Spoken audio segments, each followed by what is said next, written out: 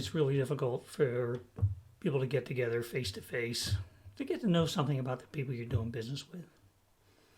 So here it goes for me, and this is a 3-part series, part about my general personal life, then my military career, and then finally part 3 about my education and entrepreneurial experiences. This is the military piece. 49 years, with almost 20 years being part-time. I had no connection with the military growing up, other than as a townie, occasionally witnessing Coast Guard boot camp recruits marching through the small town of Cape May. I had taken a semester off to make a few bucks when I got my 1A draft notice, which means you're next. Rather than heading off to Vietnam, where some of my high school friends had already died, I signed with the Navy with promises of lots of educational opportunities. I was indeed well schooled. Electricity, electronics, interior communication, and nuclear power operations. After that initial schooling, I was assigned to my first ship, USS Nereus, AS-17 in San Diego. From there, I went to nuclear power school in Vallejo, California. And then the Navy decided to send me to college, NC State, for a computer science degree. Nuke power, computer science. Honestly, I had never heard of either. Lucky for me that computers were about to be taking over the whole technology and engineering forever. My first assignment as an officer was to the shipyard where the aircraft carrier Nimitz was being built in the early 70s. That's engineering at a scale that few people witness. Longer than the Empire State Building is tall, a flight deck over 3.5 acres, holding more than 1,000 combat aircraft with room for more than 5,000 crew and supplies for the ship, the people, and the fuel for the jets. I earned special recognition as the first officer to qualify as officer of the deck, responsible for the safety of the ship when the senior officers were asleep for the night. I thought that was a little crazy myself, being a young officer, but there's nothing like being on the bridge of an aircraft carrier in the middle of a windless, moonlit night somewhere in the Mediterranean Sea, operating on what would look like a sheet of black glass.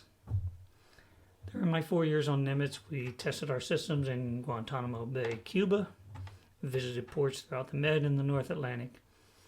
Certainly was an adventure.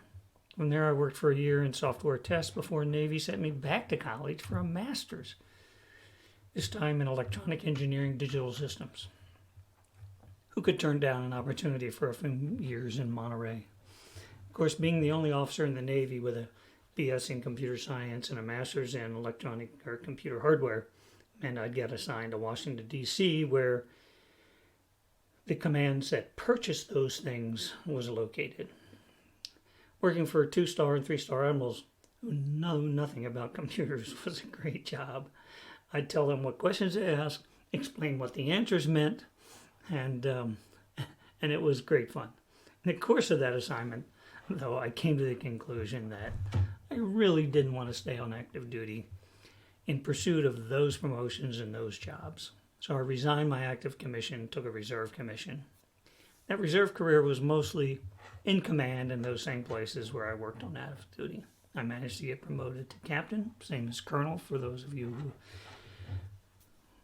are more experienced in Air Force and Army over those 20 years. So during my reserve time, I also began entrepreneurial career because the reserve commitment was 1 weekend a month, 2 weeks during the year. Easy. Just before my uniform career was to end, I was recruited to return to Navy as a civilian GS-15 to help in both reserve management and cybersecurity. My original intent was only to stay for 4 years to qualify for another pension, but I was having so much fun I actually stayed for 16. In the end, I had spent a total of 49 years. 36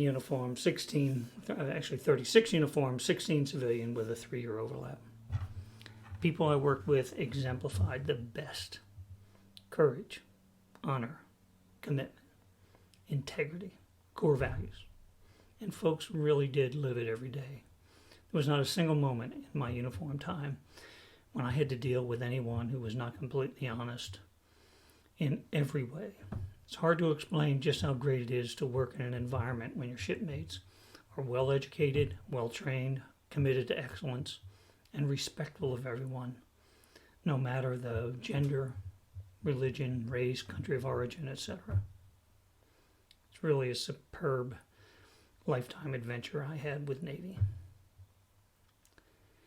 New section.